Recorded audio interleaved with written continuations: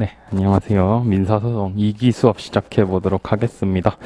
일단 계획서 잠깐 보고 갈까요? 이거 1기 때는 안 봤는데 연기나 1기는 똑같은 거라 가지고 2기는 GS 2기라고 하지만은 보통 옛날부터 그랬는데 2기는 보통 기출문제 풀이하는 과정이죠. 그래서 2기고 거기 강의 교재는 민사소송법 사례 연습인데 이 책에는 우리 노무사 시험의 기출문제 전부 기출문제는 다 들어가 있습니다. 기출문제 전부와 그 다음에 이제 최근의 변호사 시험, 법원행시 그런 것들 다 변리사 시험 다 들어가 있어요.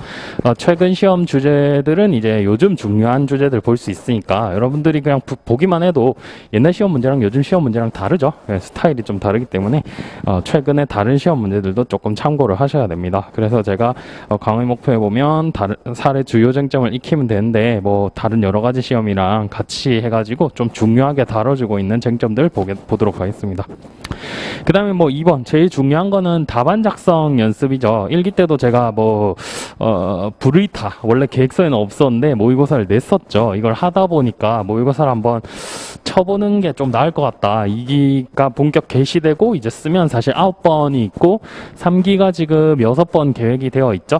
15번이면 사실은 뭐 많은 과정은 아닙니다. 제 기억에 제가 민사소송법 사법시험할 때 2기에서만 거의 20회 넘게 했던 것 같고 3기에서만 거의 한 14회 뭐 그래서 한 40회는 민사소송만 했던 것 같은데 뭐 물론 다른 행정법도 그렇게 하고 근데 이게 사실은 넉넉한 그건 아닌데 어쨌든 그 내에서 다뤄볼 수 있는 건 다 다뤄보고 시험으로 맞닥뜨릴 수 없는 것들은 여기 책에 의해서 쟁점 확인해 보시면 됩니다. 여기는 이제 모든 주요 쟁점 다 한 개씩 문제 들어가도록 제가 구성을 했기 때문에 불필요한 반복은 좀 피하고요. 그렇게 만들어 놔서 그 강의 특징에 보면 출제될 수 있는 주요 사례는 거의 다 정리를 해놨고 그 다음에 2번 출제될 수 있는 주요 단문의 연습이라고 했는데 이거는 제 책에는 없습니다. 근데 우리가 모의고사 문제로 풀 거예요. 그래서 여러분들이 어떤 문제 나올지를 예상을 한번 해보고 거기에 맞춰서 써봐야 됩니다. 그럼에도 불구하고 진짜 뭐 말도 안 되는 게 나왔을 때에는 제가 이제 연기 1기 때 강조했던 법정 가지고 푸는 방식 있죠. 뭐 그런 방식으로 가면 되고 보통은 그런 불이타는 잘 안 나옵니다. 민사소송에서는 거의 불이탈할 게 없죠. 제가 10년치 분석해 본 결과 불이타는 딱 한 문제? 뭐 요 정도 있을 정도고 나머지는 사실 불이타는 아니고 그리고 그 불이타라는 것도 우리 기본소에는 다 있었습니다. 그래서 찾아보면 되고 그래서 넘어가셔서 단문 문제 연습 같은 경우는 2기, 3기 동안 모의고사를 통해서 볼 거고 제가 1기 마지막에 해드렸던 그 단문 출제 기준표를 기준으로 해서 우리 시험에 안 나왔던 것들 그런 것도 볼 거예요. 그리고 3번 강사 직접 첨삭을 통한 답안 전개 능력, 논리력 향상 이거 혹시 이 강의를 듣고 계실 수도 있는데 다른 학원에서 열심히 했고 점수 잘 받았고 왜 떨어졌는지 모르겠다 하셔서 저한테 제가 말로는 실력을 알 수가 없으니까 답안지를 보내보라고 했어요. 그래서 보내봤는데 잘 쓰시는데 이 흐름이나 이런 건 잘 쓰시는데 좀 세부적인 것에서 키워드나 이런 것들을 좀 못 챙겨 가시는 경우가 있었습니다. 그래서 제가 그런 부분들 좀 보완을 하시면 되겠다. 근데 조금 안타까운 거는 이미 그런 식으로 공부를 한 2, 3년 하셨을 텐데 사실은 처음부터 똑바로 했으면 1, 2년이면 붙을 수 있죠. 물론 1, 2년이라는 게 노무사 시험 쉽다 이게 아니라 진짜 미친 듯이 열심히 한 사람 기준입니다. 미친 듯이 열심히 한 사람 기준이고 오늘 간평사 1차 시험 오늘 아마 봤던 걸로 알고 있는데 저도 제 친구 중에 직장 그만두고 간평사도 보는 친구들이 있는데 간평사도 그렇고 노무사도 그렇고 요즘 전문직 시험들 경쟁률이 장난 아니게 올라가고 있습니다. 장난 아니게 올라가고 있으니까 그만큼 열심히 하셔야 돼요. 뭐 옛날 노무사 시험 뭐 한 10년 전 뭐 이럴 때 생각하시면 안 되고 지금은 진짜 많이 열심히 하셔야 되고 이제 답안 같은 거 빠지지 말고 꼬박꼬박 써 주셔야 되고 그 다음에 이제 뭐 일종의 이거는 소수 강의의 장점이죠. 제가 직접 첨삭을 다 할 수 있다는 거. 뭐 많아봤자 뭐 몇십 부밖에 안 되니까 직접 첨삭을 다 할 수 있다는 거니까 이거는 제가 다 하는 거니까 PDF로 해가지고 그 빨간 펜으로 첨삭을 다 하니까 근데 제가 점수는 크게 매기지 않습니다. 제가 점수에 1위 1비 하는 거를 별로 좋아하지 않습니다. 제가 이 얘기 1기 때도 말씀드렸던 것 같은데 뭐 다른 변리사 시험 수험생이었어요. 작년에 변리사 시험에서도 70점은 받기가 어렵죠. 그 60점대만 돼도 엄청 상위권이에요. 근데 민사소송법 60점대라고 하면서 이제 약간 좀 방심을 한 것 같아요. 바로 올해 시험에서는 다시 폭삭 점수가 깔아앉았습니다. 그래서 이게 절대적인 실력이란 건 없습니다. 저도 민법, 민사소송법 물론 제가 고시를 볼 때는 높은 점수를 받았지만 지금 바로 보라고 하면 장담은 못합니다. 그 정도 점수는.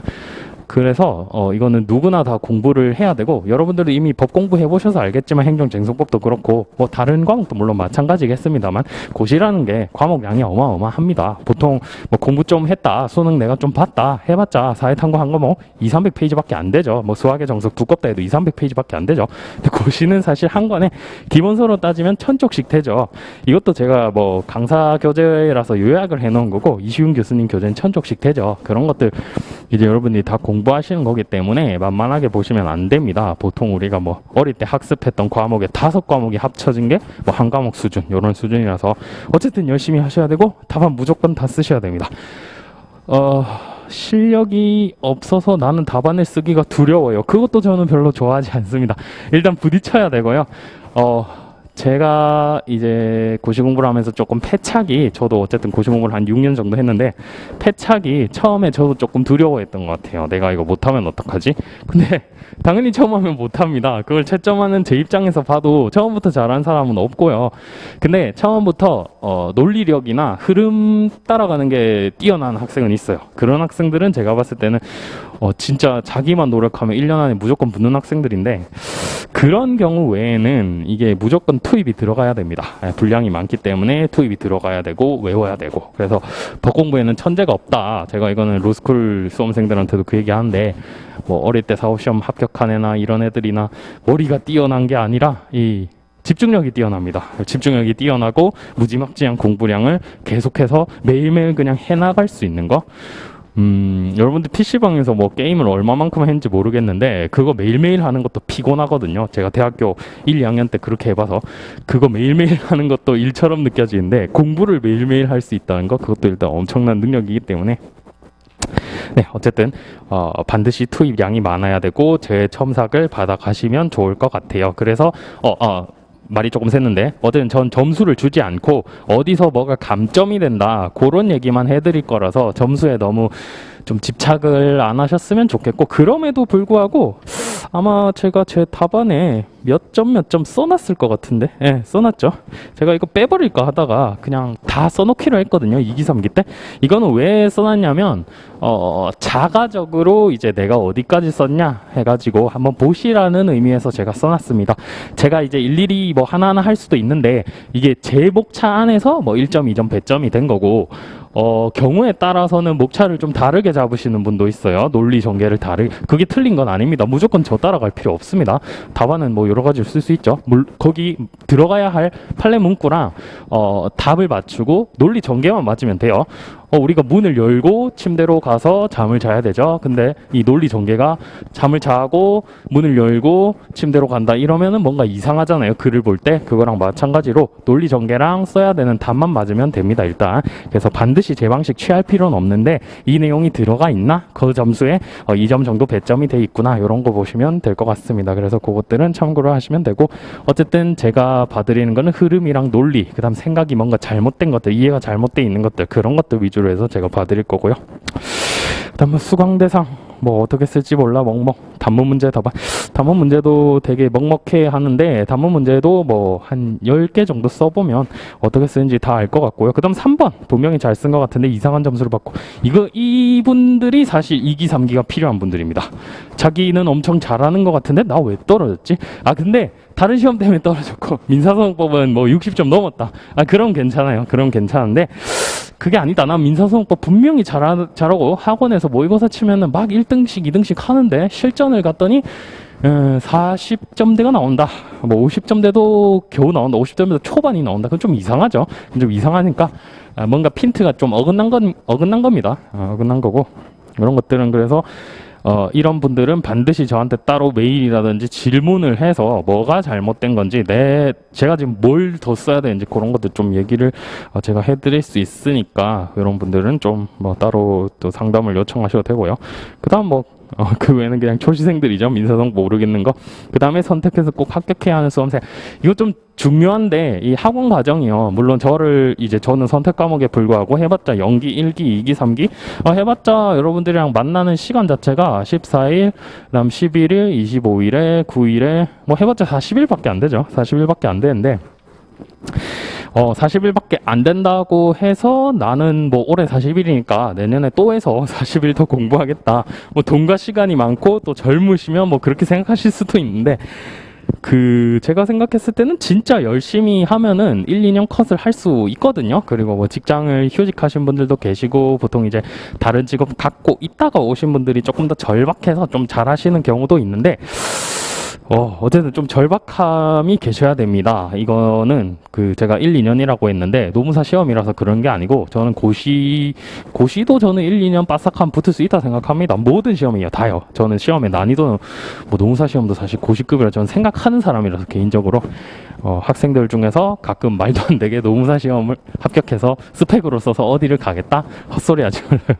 그런 식으로는 못 씁니다. 그러니까 여러분들 조금 이런 말 하면 그렇지만 목숨을 건다 이런 건 좀 비장하고, 어쨌든 자기 인생을 걸고 하는 시험이니까 좀 열심히 해서 이번 안에 붙을 수 있을 정도로 공부를 하면 좋을 것 같고, 지금 4월 달이니까 7월 달이 우리 2차 시험일이죠. 7월 달이 2차 시험일이고, 제가 사후시험 떨어지고 행시 1차 딱 발표가 난 게 4월 달이었어요. 그리고 그때도, 요즘에도 그런 훌리 있는지 모르겠는데, 그때도 인터넷상에서는 몇 점이면 1차 안 된다 하면서 이 정신을 공부에 집중 못하게 한 친구들 있죠.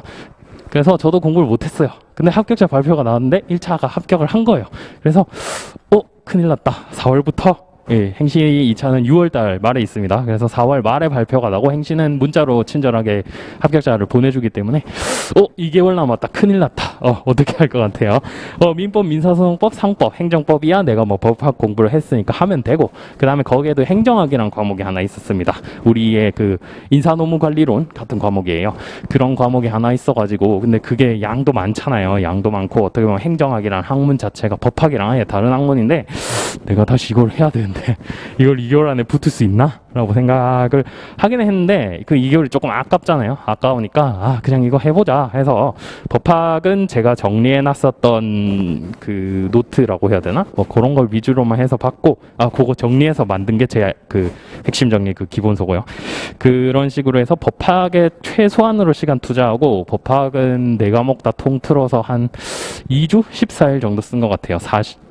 60일을 14일 정도 썼고, 40일은 행정학에다 투자했습니다. 행정에 투자를 해서 그쪽도 우리랑 똑같아요. 우리가 지금 연기 1기, 2기, 3기 이렇게 있잖아요. 거기도 연기 1기, 2기, 3기 이렇게 있었어요. 그래서 제가 연기랑 1기를 온라인 강의로 결제를 하고 하루에 3일치씩 강의를 짜자작 다 들었어요. 연기 짜자작 다 듣고, 그 다음에 1기 짜자작 다 듣고, 그걸 들으면서 3일치 듣고 동시에 저녁에 복습을 해야 되잖아요. 근데 책으로 읽으면 저는 집중이 좀 안 되더라고요. 3일치씩 들으면 인강을 10시간 넘게 듣는다는 거니까 12시간 공부하고 나면 또 녹초가 되잖아요. 그래가지고 이거 그냥 읽으면 나는 무조건 집중을 못 할 것이다. 타자를 쳤습니다. 그래서 키워드 위주로 해가지고, 어쨌든 저는 사업시험을 쳐봤기 때문에 어떻게 해야 점수를 받는다는 건 알고 있기 때문에 교수님께서 중요하다고 한 거를 이제 키워드 치고, 내용 흐름, 이제 논리적 목차 그것만 좀 잡아 나왔고, 그렇게 연기 1기 강의를 2주 동안 다 들었던 것 같아요. 그것도 강의가 꽤 되는데 하루에 3개씩 들었으니까, 그러니까 하루에 강의로 따지면 9개죠. 9개씩 들었으니까. 그렇게 들으면서 정리를 하고, 그 다음에 2순환, 3순환. 우리도 지금 이제 새로운 문제가 나오고 있죠. 전 작년에 노무사 강의를 안 했으니까 문제가 없으니까. 이게 최초 공개인데, 행정학 교수님은 이게 그전에도 강의한 게 있으니까 전년도 문제들을 다 구해다가 풀었어요. 그래서 그거 짧게 푸는 거 2주 정도 하고, 그것도 이제 제가 쓰면서 답안 작성을 했고, 그렇게 해서 30일 정리를 하고, 그 다음에 10일은 제가 만든 그거를 계속 그냥 봤어요. 계속 그냥 보고 갔고, 놀랍게도 그 행정학의 점수가 상당히 잘 나온 편입니다. 법학 직렬 시험 치고는 되게 잘 나온 편입니다. 초시생 치고는. 그래가지고 뭐 바로 붙었는데 어쨌든 지금 3개월이 남았기 때문에 어쨌든 연기 일기는 다들 한 번씩 들으셨을 거란 말이죠. 집중을 안 해서 잘 모르겠어요. 괜찮아요. 그래도 지금 하는 2기, 3기가 진짜 큽니다. 2기, 3기가 진짜 크고 저는 그렇게 동차 합격을 해본 게 행시밖에 없고 사업시험 동차 합격한 선배님들 얘기 들어보면 똑같아요. 연기 일기만 들어서 몰라요. 근데 2기, 3기를 억지로 학원에 나와서 답안 쓰고 첨삭 받고 그때도 이제 학원에서 이제 너무 많은 학생들이 첨삭을 하면 조교가 보통 첨삭을 하기 때문에 조금 부족해요. 그런 것들은 이제 강사나 교수님한테 직접 찾아가서 질문을 하고 그런 식으로 한 사람들은 운 좋게 이제 동시에 합격도 바로 합니다. 그런 경우가 없지는 않으니까 제가 어쨌든 열심히 좀 하면 좋겠고 2024년에 선택을 하셨으니까 올해 안에 끝을 좀 낼 수 있으면 좋겠고 3개월 동안 조금 건강 관리만 하시면서 미친 듯이 달려보셨으면 좋겠다. 저는 그때 2달 동안 쉬는 날이 딱 하루 있었어요. 5월 5일 어린이날. 그날만 쉬는 날로 하고 하루는 쉬어야지 하면서 그날만 쉬는 날로 하고 전부 다 공부를 했고 네, 시간이 짧을 때는 그렇게 좀 단기간 달리는 것도 할 줄 아셔야 됩니다. 그래서 3개월 정도는 달리면 될 것 같고 강의는 9회차로 되어 있고 민사소송 모든 부분 문제 하나씩은 다 들어가 있어요. 그래서 절대 여기서 벗어날 순 없다. 여기서 벗어나면 이상한 교수님이라고 볼 수 있고 벗어날 순 없습니다. 자, 그렇고 오늘 1회 모의고사 한번 볼까요? 일단은 뭐 우리 시험의 형태처럼 하나는 사례형으로 보고 그 다음에 하나는 단문으로 냈거든요. 단문으로 냈고 우리 1차 시험이 어려워졌듯이 앞으로 2차 시험도 제 생각에는 차츰차츰 복잡한 사례가 많이 나올 거라고 생각이 됩니다. 당장 작년 우리 시험 좀 복잡했죠. 상계 관련된 거 복잡했거든요. 그래서 뭐 요 정도 문항 길이로는 나올 것 같다 싶어서 또 낸 거고 이것도 기출 변형입니다. 거의 다 기출이랑 비슷하게 생겼을 거예요. 왜냐하면 이 다르게 못 냅니다. 제가 그러는 게 아니고 이 최신 판례가 예를 들어 새로운 법리를 설시했다 이러면 다른 문제를 하나 추가할 수 있거든요. 이게 문제를 뭐 교수님도 그렇고 저 같은 강사도 그렇고 문제를 독창적으로 만들어낼 수 없습니다. 그거는 뭐 아무짝에도 쓸모없는 거죠. 뭐 학계에서 좀 인정을 받고 논문이 나오고 이래야 거기 문제가 나오는 거지. 작년 같은 경우에 변리사 시험에 교도소에 있는 사람한테 하는 공시송달 관련된 문제가 나왔는데 작년에 논문을 검색을 해보면 교도소 수감된 사람에 대한 공시송달 논문만 수르륵 많이 나왔습니다.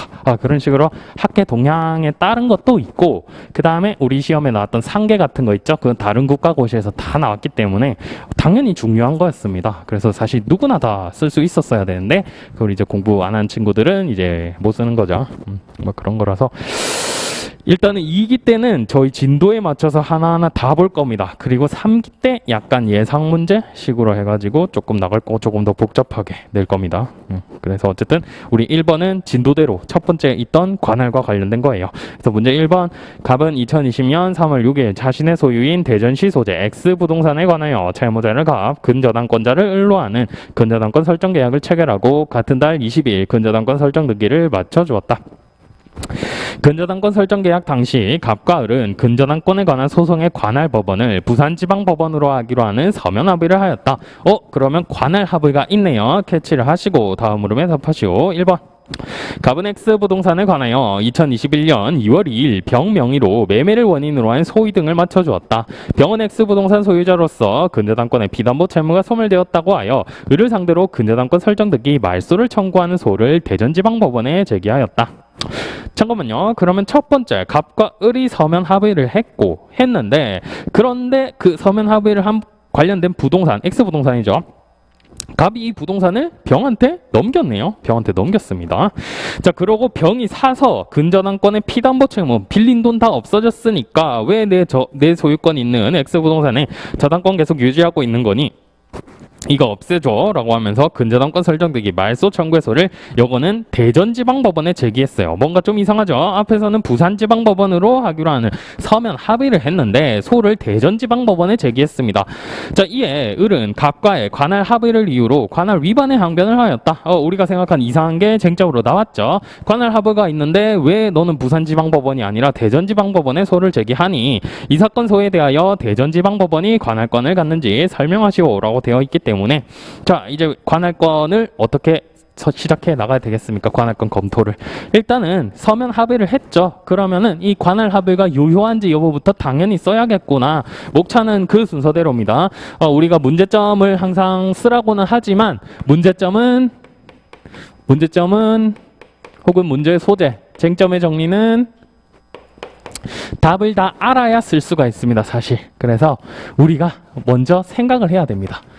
관할 합의가 유효한지,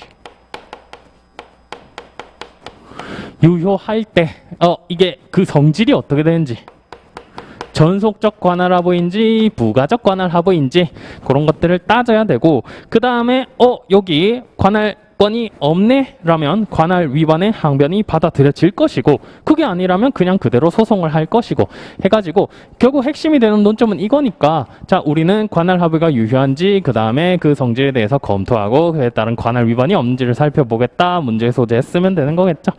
그래서 요 내용들 쓰면 되는 거라는 걸 생각을 하고 넘어가시면 되겠죠. 넘어가시고 관할권을 갖는지 설명하시오. 이제 해설 쪽으로 가서 보겠습니다. 그래서 문제점에 관할 합의가 유효한지 X부동산의 소유권을 이전받은 병이 관할 합의의 효력을 받는 자에 해당하여, 그러니까 병이 직접 계약한 놈은 아니잖아요. 근데 얘가 계약의 효력을 받는 자에 해당하여 병이 제기한 소에 관해 대전지방법원이 관할권이 없는지 이걸 또 살펴봐야 된다. 그래서 먼저 관할 합의가 유효한지 여부 들어가 있죠. 시작은 항상 조문입니다. 본문의 시작은 조문입니다. 민사소송법은 특히나 공법, 즉 국가와 관련된 법이기 때문에 무조건 조문으로 시작입니다. 제가 행정쟁송법을 하지는 않지만 행정쟁송법도 그렇습니다. 먼저 이게 무슨 성질인지부터 검토를 하고 거기서 조문부터 꺼내셔야 됩니다. 그래서 여기는 관할 합의의 요건과 박식, 민사소송법 제29조 이하 조문을 제가 써놨죠. 다 조문만 그냥 붙여놨습니다. 자, 관할 합의는 당사자 간의 제1심의 관할법원을 정하는 것으로, 일단 정의부터 시작해야 되죠. 의부터 정하는 것으로. 그리고 그 괄호 속에 보면 민사소송법 제29조 1항. 원래 사실 엄밀히 말하면 항에도 제자 다 붙여야 됩니다. 근데 그거는 제가 그냥 뺐고요. 이 정도는 교수님들이 봐주시는 것 같으니까. 민사소송법 제29조 1항. 그리고 민사소송법 글자가 좀 기니까 이하 법명생략이라고 해서 앞으로 밑에서는 법제 어쩌고저쩌고 이렇게만 쓰는 거죠. 자, 그 다음 전속 관할이 아닌 임의 관할에 대해서도 할 수 있다라고 합니다. 제31조에 있습니다. 전속 관할이 아닌 임의 관할에 대해 할 수 있다. 즉 31조가 뭐라고 규정되어 있냐면 전속 관할에는 이런 관할 합의를 할 수 없다라는 식으로 논의이다. 조문이 적용되지 않는다. 이런 식으로 보통 써져 있거든요. 자, 그러니까 전속 관할이 아닌 경우에만 할 수 있다. 합의는 일정한 법률 관계로 말미암은 소에 관하여 서면으로 하여야 되며, 이것도 조문에 있습니다. 그러니까 요건은 다 조문에 있습니다. 29조 2항. 관할 법원은 특정이 되어야 되고, 그러니까 어느 법원인지 딱 하나가 정해져 있어야 되고, 합의를 하는 당사자는 소송 행위의 나머지 요건도 갖추어야 됩니다. 합의하는 것도 소송 행위이기 때문에 소송 능력 등도 갖춰야 된다. 자, 이거 조문으로 그냥 쓰고 나머지 요건 필요한 거 우리가 쓰고 판례로 익힌 게 있다면 쓰고, 요게 제가 지금 배점 2점 해놨죠. 그래서 조문 쓰는 것만도 점수가 들어갑니다. 당연히. 그 다음에 2번 사안의 관할 합의의 유효성 검토, 이것도 2점 들어가 있죠. 그래서 대입만 하면 됩니다. 제1심 임의 관할에 관한 합의를 하고 있고, 근저당권에 관한 소송, 특정 사건이죠. 그에 관해 부산지방법원이라는 하나의 법원을 특정하여 서면으로 합의했다. 그리고 갑과 을이 소송행위 무능력자인지 등 특수한 사정이 없으므로 소송 능력은 있음을 가정해가지고 관할 합의는 유효하다라고 보겠다, 이겁니다. 그럼 일단 갑과 을과 한 관할 합의는 유효한 게 되었습니다. 유효한 게 되었고, 그 관할 합의가 어떤 형태인지, 성질이 무엇인지 여기서는 모습이라고 제가 써놨는데, 이게 전속적 관할 합의인지 여부 보겠습니다. 여기서는 판례로 나와 있죠. 조문이 없기 때문에 판례가 이제 등장해야 됩니다. 자, 명시적으로 관할 합의가 전속적인지 부가적인지를 정하지 않았으므로 여기서 한번 얘기를 해주긴 해야 된다. 판례는 여러 법정 관할 법원 중에 하나를, 그러니까 원래 우리 관할에 관련된 조문들이 있죠. 2조 이하에서 그 원래 관할권이 있는 법원 중에 하나를 집었다면 전속 관할. 자, 법정 관할 법원 중에 하나를 관할 법원으로 합의한 경우 전속적 관할 합의에 해당한다고 한다. 그래서 판례 간단하게 한 줄밖에 없지만 다 써주시면 좋겠고, 자, 이거 검토입니다. 생각건대는 법정 관할법원 중 하나를 지정하였다면 다른 관할법원을 배제하는 의사가 있다고 볼 수 있어. 여기도 되고 저기도 되는데 딱 부산이다 찝었다는 거는 전속 관할 합의로 볼 수 있어. 전속적 관할 합의로 볼 것이고, 법정 관할 외에 여기 원래 그 관할이 없었는데 하나 추가했구나, 이렇게 보는 것이 당사자의 의사에 부합한다 라고 해서 당사자의 보통의 의사에 부합한다 라는 식으로 근거는 가져갔습니다. 그래서 판례 태도가 2점이 되어 있는데, 사실은 판례 부분 한 줄은 당연히 다 써야 되고요. 그 다음 첫 번째, 명시적인 합의가 없어서 이걸 검토해야 된다라는 것도 써야 되고, 그 다음에 검토 부분에서 중요한 거는 당사자의 통상의 의사가 보통 이럴 것이다 이거죠. 당사자의 통상의 의사가 보통 이럴 것이다. 그렇게 해가지고 요 세 가지 포인트를 써주면 되겠구나. 자, 그 다음 사안의 경우 포섭입니다. 사안에서 부산지방법원은 피고인 을의 주소지로 보통재판적이 있는 곳의 법원이다. 보통재판적 2조 3조 얘기를 해야 되는 거죠. 그러니까 여러 법정 관할법원 중에 하나를 꼽았으면 전속적 관할합의라고 했으니까 이제 법정 관할법원이 어디인지를 얘기를 해줘야 되는 겁니다. 그래서 여기서 들어가 있는 거죠. 짧게 되어 있지만 지금 들어갈 거 다 들어가 있는 거예요. 자, 그래서 을의 주소지로 보통재판적이 있는 곳의 법원이다. 피고의 주소지죠. 따라서 법정 관할법원 중에 하나인 부산지방법원이긴 부산지방법원이 피고 주소지니까 그중 하나를 관할법원으로 합의한 거 맞죠? 법정 관할권이 있는 곳 합의한 경우이므로 전속적 관할합의에 해당한다. 전속적 관할합의가 있으므로 갑은 근저당권에 관한 소송에 관해 부산지방법원에 소를 제기하여야 합니다. 자, 그리고 이제 4번. 그러면 얘들끼리 소송할 땐 알겠다. 근데 지금 병이 했잖아요. 그러면 병이 관할 합의의 효력을 받는지 여부라고 해서 제가 바로 제목을 붙였죠. 이건 문제점에서 제가 검토를 어떤 식으로 할 건지 얘기를 했으니까 4번으로 간 건데, 만약에 여력이 되신다면 어떻게 하는 게 좋을 것 같아요.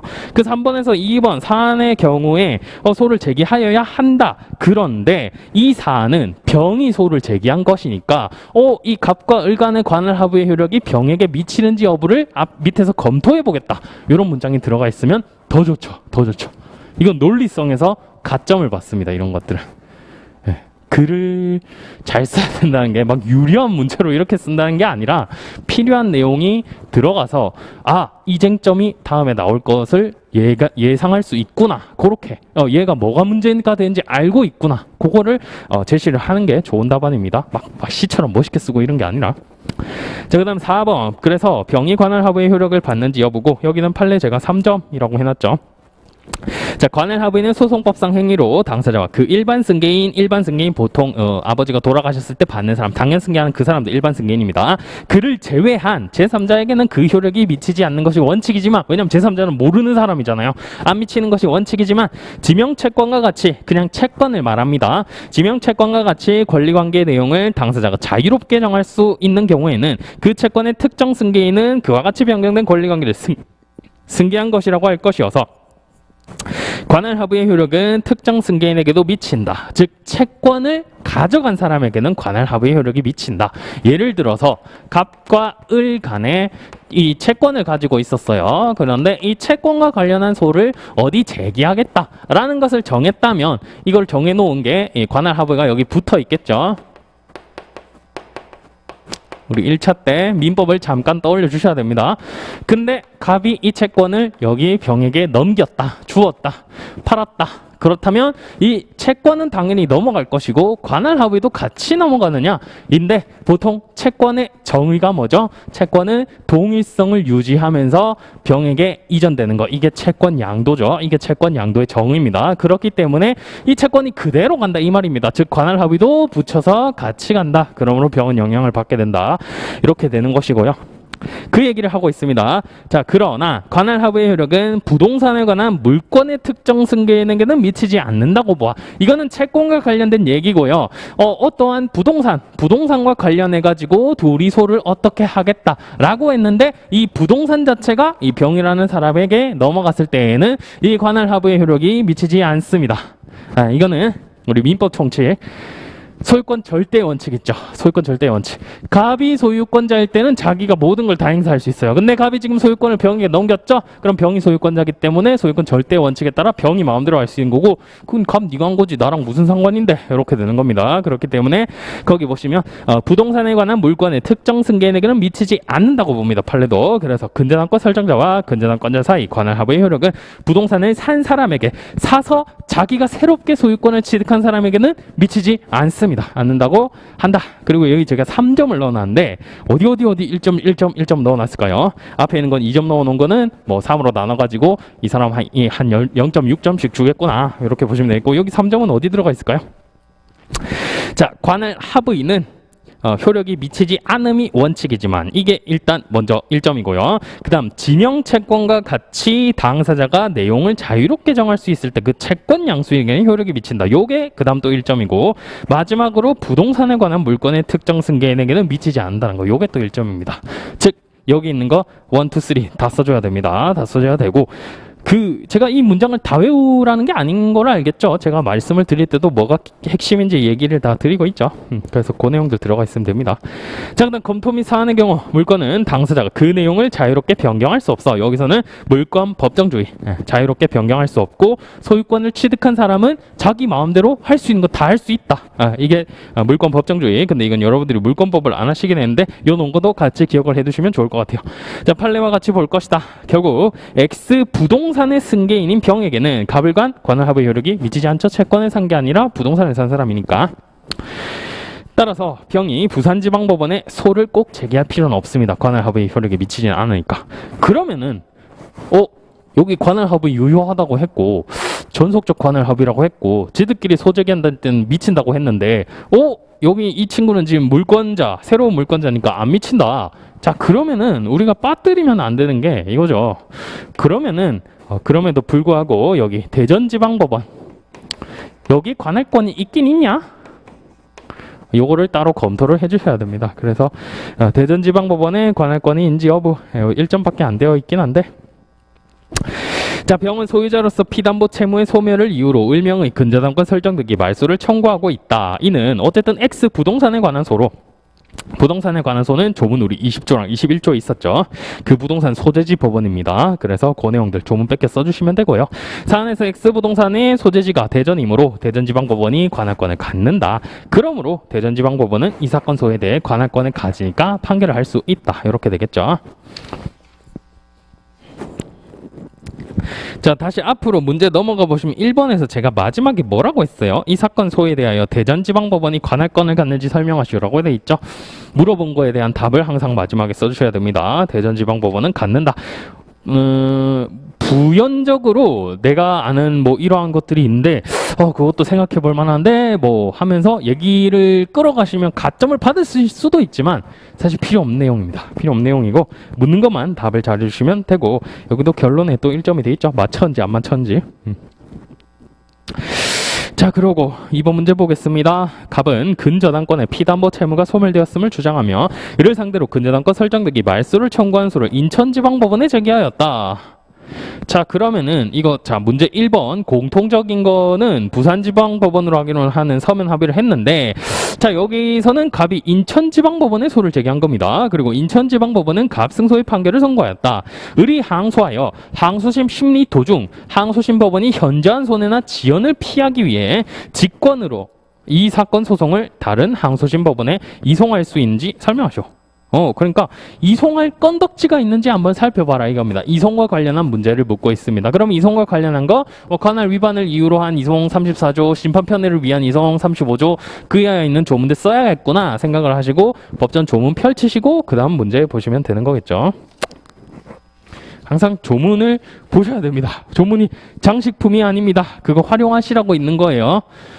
조문이 없는 시험들은 그냥 내가 못 외우고 있으면 끝장이죠. 근데 법전이 있는 시험들은 법전을 참고를 해서 쓰면 점수가 나옵니다.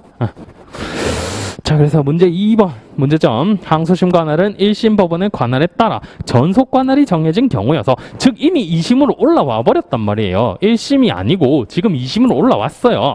정해진 경우여서 항소심 심리 도중 이송이 불가능한 것은 아닌지, 혹은 뭐 다른 말로 가능한 것은 아닌지 살펴보겠다, 검토하겠다, 그런 얘기 해주시면 되고, 자, 이송과 관련한 내용이니까요, 조문 관련 내용을 써야 되는데, 여기는 문제에서 현저한 손해나 지연을 피하기 위해라고 했으니까 제가 현저한 손해나 지연을 피하기 위한 이송을 써놨죠. 이게 35조에 있습니다. 법원은 관할권이 있는 경우라도 현저한 손해 또는 지연을 피하기 위해 필요하면 직권 또는 당사자의 신청에 따른 결정으로 다른 관할법원에 소송을 이송할 수 있다. 다만 전속관할이 정해진 소의 경우에는 이송하지 못한다. 전속관할이 정해진 소는 이송 못한다고 하네. 단서가 정해져 있습니다. 자, 요거까지 조문 그냥 뺏겨 쓴 거밖에 없어요. 제가 쓴 거 한 개도 없습니다. 자, 그러면은 전속 관할인 경우는 이송이 안 된다고 했으니까 이게 전속 관할인지만 써주면 됩니다. 그러면 3번 항소심 법원의 관할이 전속 관할인지 여부. 그러면 전속적 관할 합의, 우리가 먼저 가불간에 했던 요 서면 합의의 성질, 이것도 전속적 관할 합의라고 했잖아요. 전속적 관할 합의랑 전속 합의랑 전속 관할이랑 뭐가 다른지를 여기 써준 겁니다. 자, 전속적 관할 합의는 법률에 규정한 전속 관할과 달리 임의 관할의 성격이어서 법원은 공익상 필요에 의하여 사건을 다른 관할 법원에 이송할 수 있다. 즉, 여기 지금 두 줄만 써놨지만 사실 더 좋게 쓰면 어떻게 될까요? 더 좋게. 그럼 첫 번째 줄에 제가 아까 언급했던 거 전속적 관할 합의랑 전속 관할의 차이에 대해서 살펴보도록 하겠다. 우리 판례는 하면서 요 내용 써주시면 되게 더 좋겠죠. 자, 사안에서 가불간에 유효한 관할 합의가 있었고 그 성질은 전술한 바와 같이 앞에서 썼던 거 똑같이 반복할 필요 없습니다. 이렇게 같은 문제일 땐 채점자가 같기 때문에 앞에서 전술한 바와 같이 쓰셔도 됩니다.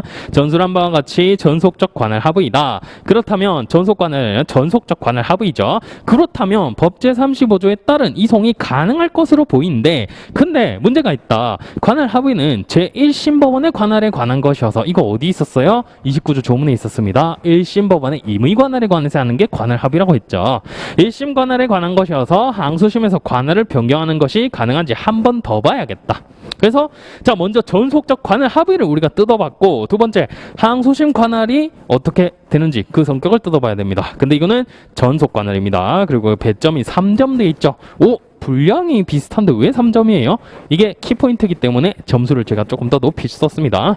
자, 신급 관할은 제1심 법원의 존재에 따라 그에 대응하여 결정되는 전속 관할이다. 즉 1심에서 결정된 게 2심으로 올라가면, 이거 제가 기본 강의 시간에 계속 언급했던 거죠.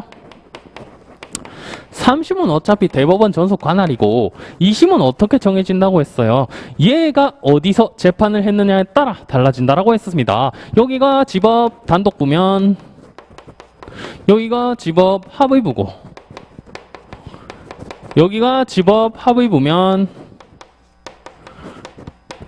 여기는 고등법원이겠죠. 그래서 얘들은 지들이 마음대로 정해진 게 아니라 1심에 따라갑니다. 1심 자동입니다. 자동으로 따라가기 때문에 이거는 전속관할입니다. 전속관할. 그래서 신급관할은 제1심 법원의 존재에 따라 그에 대응하여 결정되는 전속관할이다. 가령 1심의 관할법원이 지방법원 단독판사라면 2심의 관할법원은 지방법원 합의부이다. 또 1심의 관할법원이 지방법원 합의부라면 2심의 관할법원은 고등법원이 된다. 이처럼 항소심의 관할은 제1심의 관할법원이 어디인지에 따라 결정되는 전속관할인 것이다. 그래서 이 예시까지 외워야 되나요? 근데 예시 뭐 어렵지 않잖아요. 단독 혼자일 때는 지법 합의부, 그 다음 합의부 위에는 없으니까 지법 합의부에서 시작할 때는 고법으로 간다.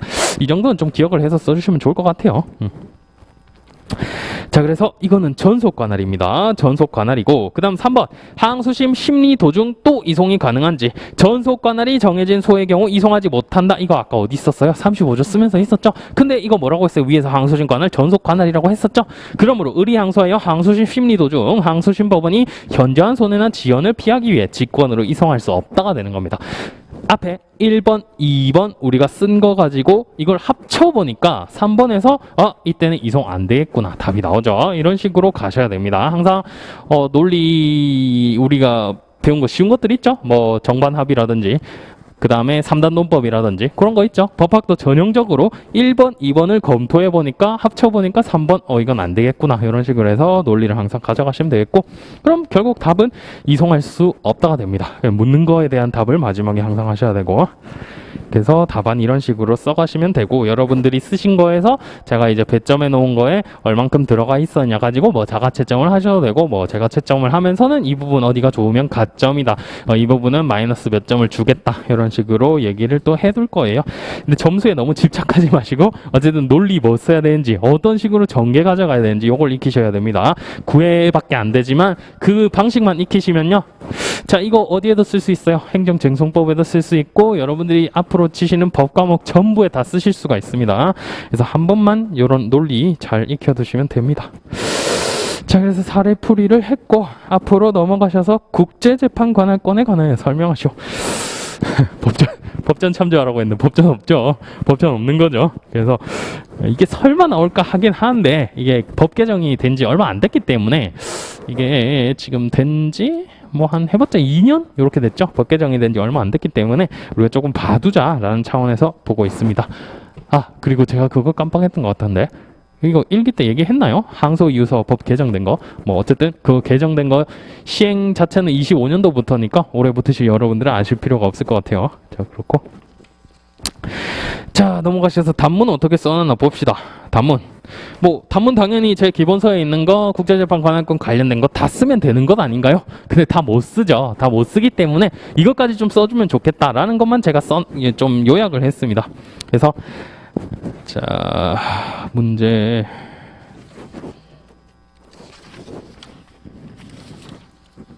문제 2.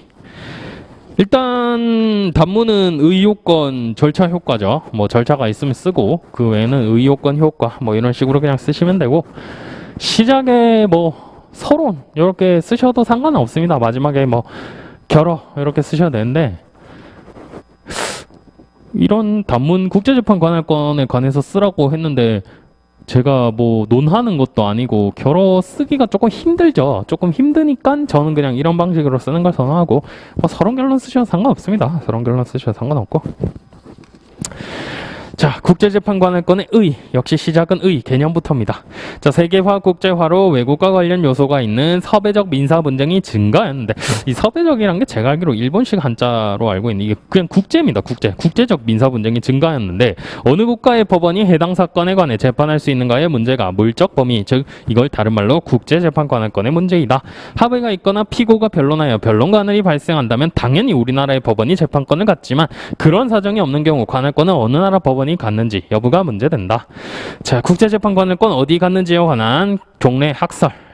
종래에는 법이 없어가지고 학설이 주장된 겁니다. 세 가지인데, 역추지설, 거꾸로 추지한다. 민사소송법상 토지관할 규정을 역으로 적용하여 국내에 재판적에 인정되는 경우 우리나라에 관할권이 있다였고, 그러니까 우리 그 관할권 규정 있죠. 피고가 사는 곳의 주소지가 보통관할되는 거. 그것처럼 피고가 사는 데가 대한민국이면 대한민국 법원이 보통관할을 갖는다, 이런 식으로 거꾸로 추정하는 겁니다. 원래는 이게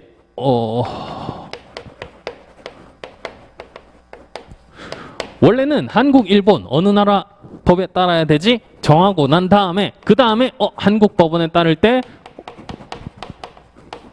어느 지역 법원이지 할 때 나오는 게 민사소송이죠. 요거는 밑에 있을 때 적용하는 건데 거꾸로 간다라는 겁니다. 국가 간에도 적용하자. 그래서 역추지설입니다. 자, 그리고 관할 배분설은 민사소송법의 이념이기에 조리에 따라 판단하자고 하였다. 그냥 조리설이라고 하셔도 됩니다. 그리고 요거 두 개 합친 겁니다. 수정 역추지설은 원칙적으로는 역추지설에 의하나 이에 의하는 것이 부당한 경우 관할 배분설에 따른다고 하였다. 요 세 가지. 그 다음에 3번 종래 판례와 2022년 개정 국제사법, 요 최근에 개정되었는데, 근데 이 일반 원칙은 옛날부터 있었어요. 최근에 개정된 거 아닙니다. 2022년도에 개정된 거는 각 측과 관련한 내용들이에요. 그래서 일반 원칙이랑 제가 따로 써놨죠. 이번에 일단 1번 일반 원칙 2조 동조 1항은 대한민국 법원은 당사자 또는 분쟁이 된 사안이 대한민국과 실질적 관련이 있는 경우 국제재판관할권을 갖고, 법원은 실질적 관련의 유무를 판단할 때 당사자 간의 공평, 재판의 적정, 신속 및 경제를 한다는 국제재판 관할 배분의 이념에 부합하는 합리적 원칙에 따라야 한다고 한다. 이 항은 국제사법과 그 밖의 대한민국의 법령 또는 조약에 국제재판 관할에 관한 규정이 없는 경우 법원은 국내법에 관한 규정을 참작하여 국제재판 관할의 유무를 판단하되 특수성을 충분히 고려해야 된다고 한다. 이 뭔가 짙은 글씨가 있는 것 같죠? 제가 짙은 글씨 넣어놨는데 잘 안 보이네요. 실토특. 여기서는 실관특으로 제가 표기를 해놨습니다. 실관특. 대한민국과 실질적 관련이 있을 것. 첫 번째 줄, 그 다음에 다섯 번째 줄, 국내법에 관할 규정을 참작하여, 국내법의 민사소송법 토지 관할 규정을 참작하여, 이런 뜻이고요. 마지막으로 민사소송법은 원래 한 나라 안에서 따지는 것이기 때문에 국제재판 관할권의 특수성을 고려해야 된다. 실토특, 요거 세 개만 잘 써주시면 되겠습니다. 자, 그리고 2번 2022년도에 바뀐 게 도대체 뭔데? 국제사법 재정비. 자, 2점 밖에 안 돼 있고 3번과 4번 목차 포함의 배점이라고 하였는데 이거 다 외워서 못 씁니다. 그래서 법전이라도 있으면 이게 사실 다 따로 배점인데 법전이 없기 때문에 여러분들 다 외워서 쓰셔야 되죠. 우리 인사논문관리론처럼 다 외워서 써야 되기 때문에 저는 따로 배점을 안 했습니다. 혹시 나오더라도 이 2번이라도 제대로 쓰자. 자, 국제사법이 정비되어 총칙 규정인 일반관할, 관련 사건에 관할, 반소관할, 합의관할, 변론관할, 전속관할 등 민사소송법상 관련 규정에 대응하는 규정. 못 외우겠으면요, 법전에서 민사소송법 찾아가지고 그 변론관할, 합의관할, 반소관할 그 제목들이 적혀 있을 겁니다. 그거 그냥 다 뺏겨 쓰세요. 이런 것들 국제사법에도 들어왔다. 그 다음에 국제적 소송 경합, 국제적 중복 소재기에 관한 규정도 새로 만들어졌습니다. 그래서 이로써 외국과 관련된 분쟁을 해결하는 데 있어 우리나라 법원에 재판받을 수 있는지에 대한 예측 가능성이 높아져 법률 비용을 줄이는 등 우리 기업과 국민의 편익을 제고할 수 있을 것으로 기대된다. 제가 쓴 게 아니고 법무부에서 공식적으로 발표한 취지에 들어가 있던 문구입니다. 그렇고 일반관할, 그 다음에 특별관할 뭐 소개할 수 있으면 쓰는데 기억이 안 나면요 그냥 그 2번만 쓰세요. 기억나는 대로 조금 더 쓰시면 좋겠죠. 근데 저는 이게 약간 불의타 문제라고 생각합니다. 나온다면 우리 법전에 없기 때문에. 그래서 너무 깊이 있게 생각 안 하시면 좋겠어요. 그냥 제가 얘기하는 것들만 정리 잘 해주시면 될 것 같고. 자, 그다음 5번에 그 제6조 관련 사건에 관할 있습니다.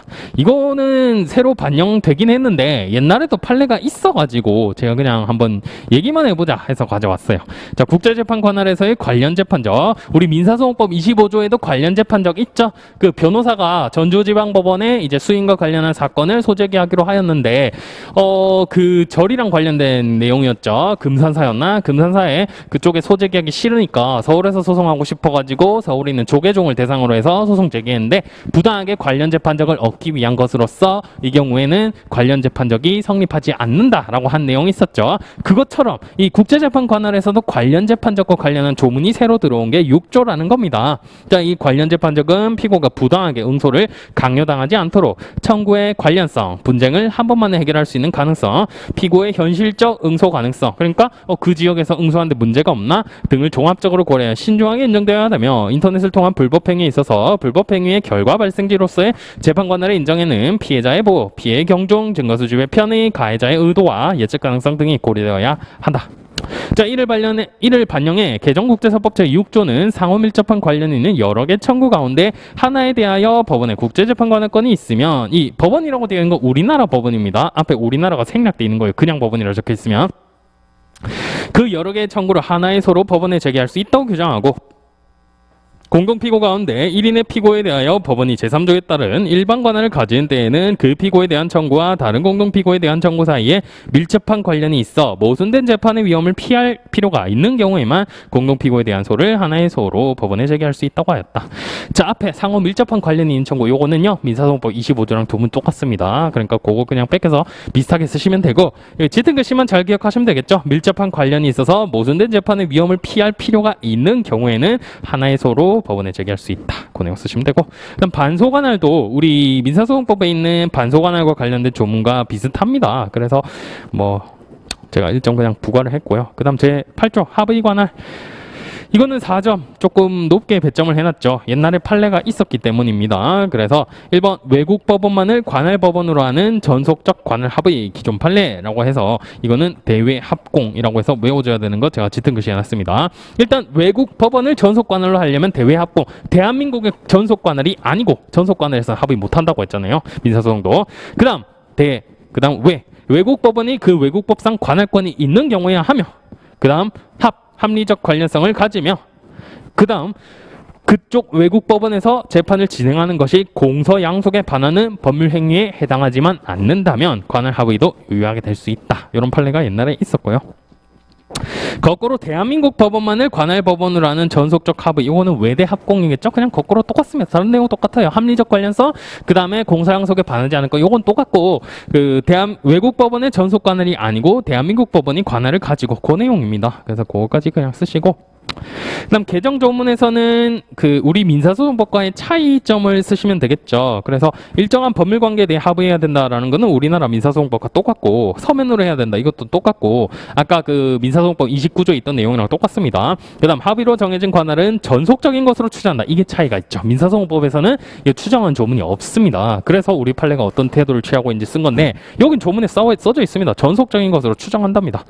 그다음 당사자 간의 일정한 법률 관계로 말미암은 소에 관하여 외국 법원을 선택하는 전속적 합의가 있는 경우 우리나라 법원에 그 소가 제기된 때에는 법원은 해당 소를 각하해야 한다.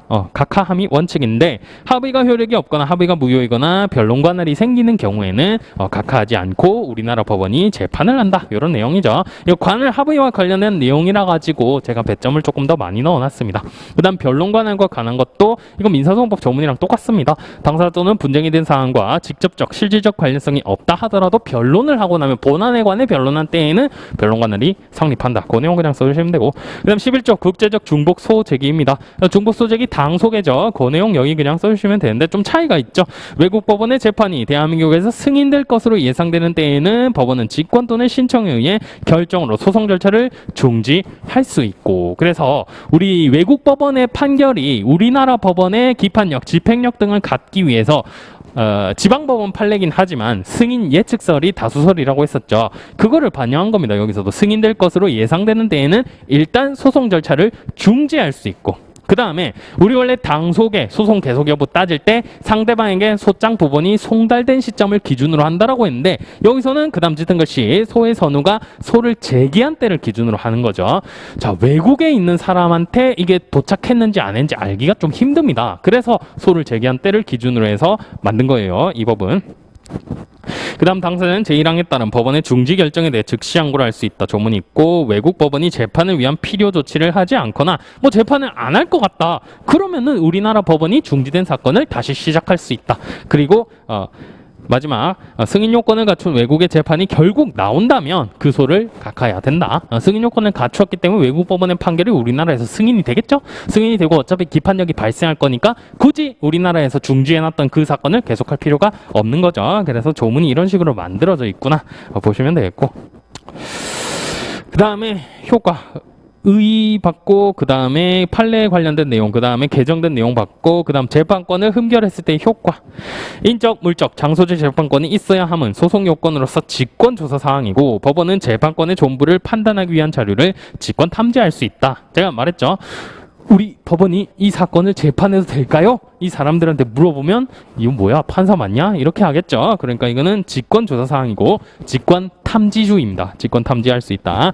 그 흠결이 밝혀지면 판결로 소를 각하한다. 재판권의 흠결을 간과한 판결은 하자가 중대하여 무효죠. 재전적 재판권 흠결 무효죠. 재소전 사망, 당사자 적격 흠결, 요 세 개만 무효라고 했습니다.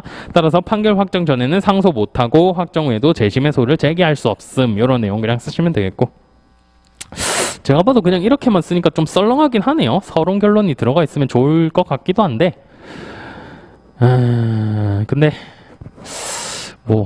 여러분들 공부 부담을 좀 늘리는 거일 수도 있고, 내용 위주로만 해서 일단 내용이라도 잘 씁시다. 그렇게 그냥 보겠습니다. 그래서 1회는 이렇게 끝내도록 하겠고, 오늘 진도 한번 보도록 하겠습니다. 원래 합쳐가지고 한번 1교시만 해서 한 100분 정도 수업하면 될 것 같다 생각했는데 문제를 꽤 오래 했어요. 앞에 안내 이런 것도 있었고. 자, 그 다음에 우리 여기 사례 연습 교재 2번부터 이쪽부터 보겠습니다. 이 사례 연습 교재도 문제도 한번 살펴볼까요? 목차 앞에 살펴보시면 제가 기출 문제를 다 표시를 해놨거든요. 조금 찾아보시기 편하게 최근에 나온 문제나. 근데 이게 어떤 기준으로 선정을 했냐면 기출 문제를 무조건 주제 하나당 한 개는 최소한 풀어보도록 그렇게 넣어놨어요. 그래서 모든 기본서의 내용들을 다 사례화 하나씩 해놨다고 보시면 됩니다.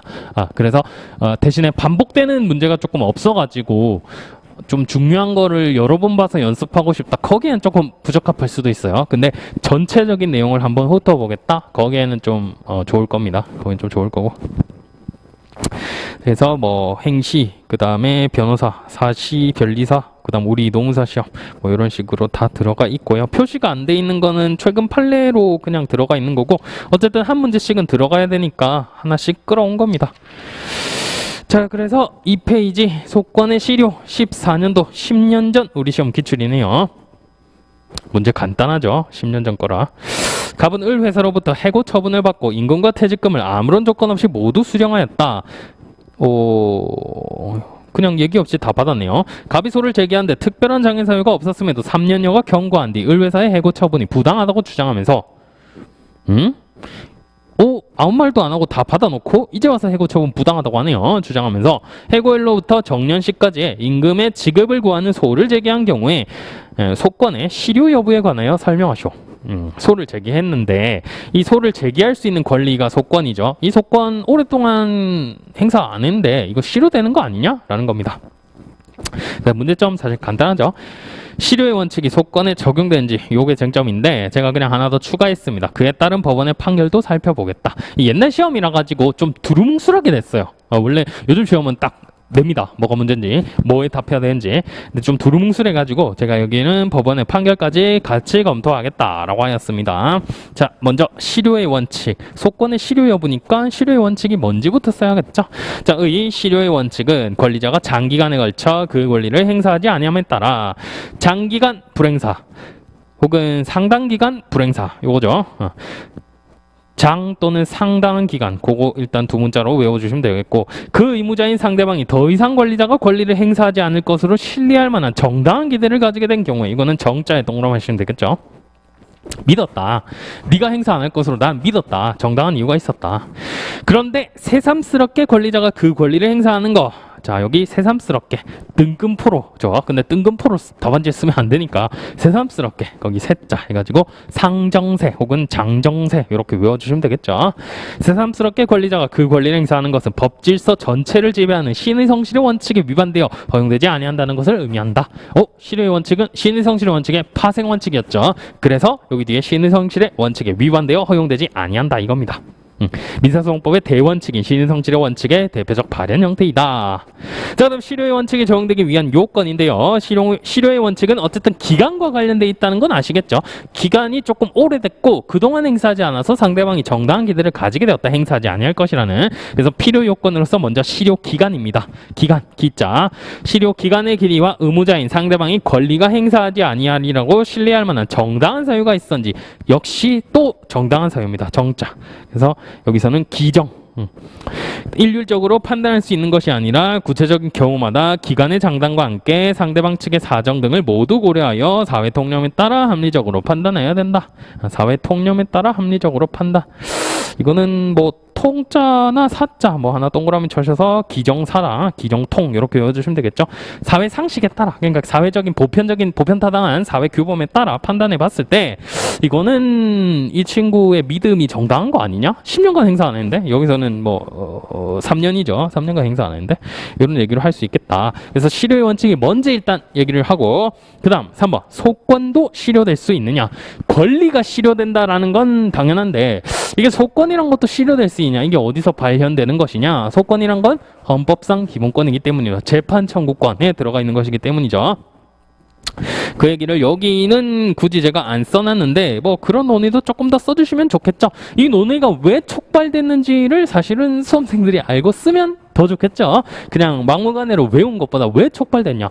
소송권이다. 소송권은 우리 헌법에 규정되어 있는 헌법제 27조인가요? 27조 재판 청구권에 규정되어 있는 기본권이다.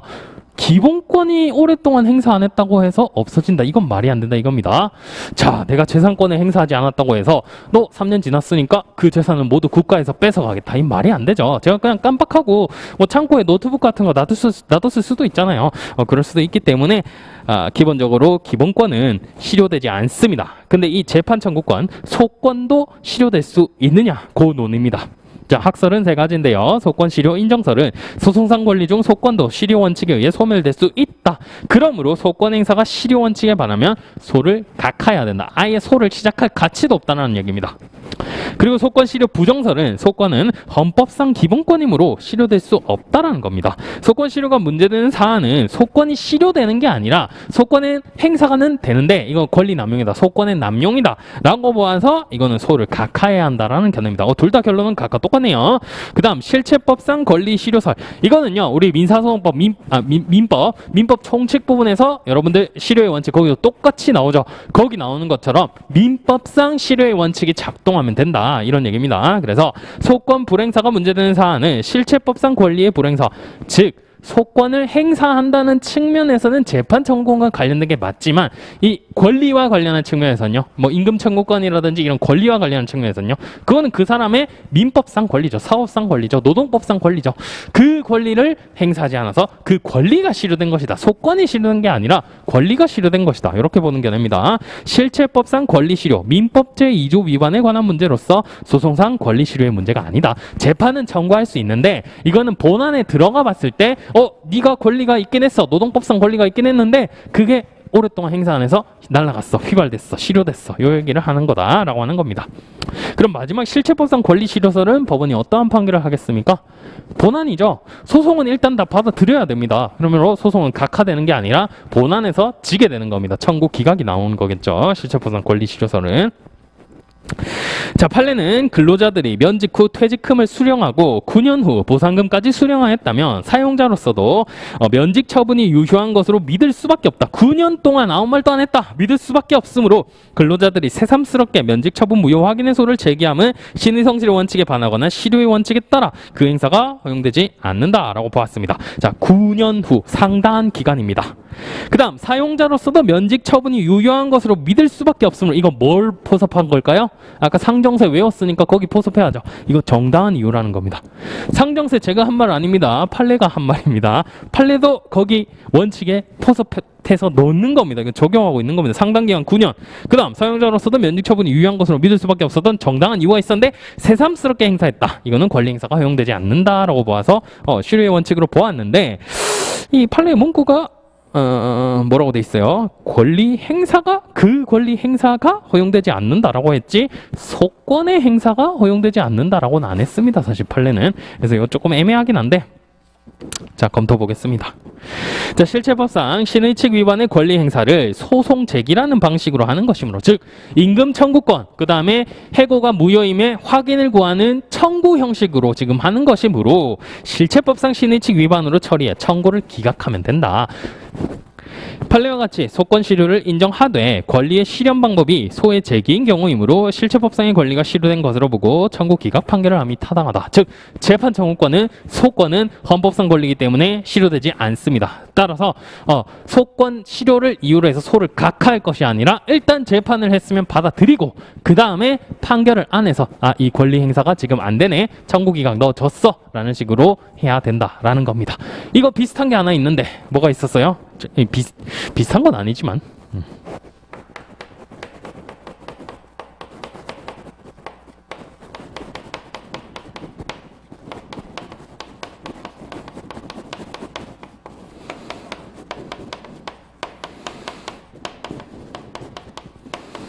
자, 민법 총칙 다들 하셨으니까 채권은 10년짜리 소멸시효죠. 단기 소멸시효. 임금 청구권은 3년짜리입니다.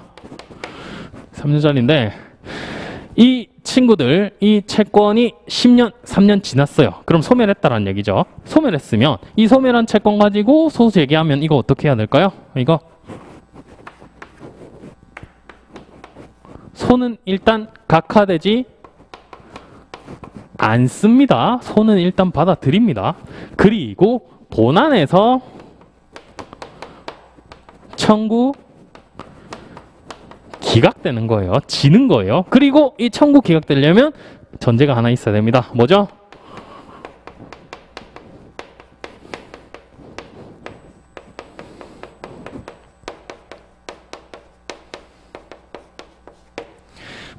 소는 일단 다 받아들입니다. 이게 소멸했다 하더라도 받아들이고, 소멸시효 완성은 항변입니다. 이거 직권조사사항 아닙니다. 당사자가 항변하지 않으면 그냥 청구 인용, 너 이겼어 돈 줘야 돼 라고 합니다.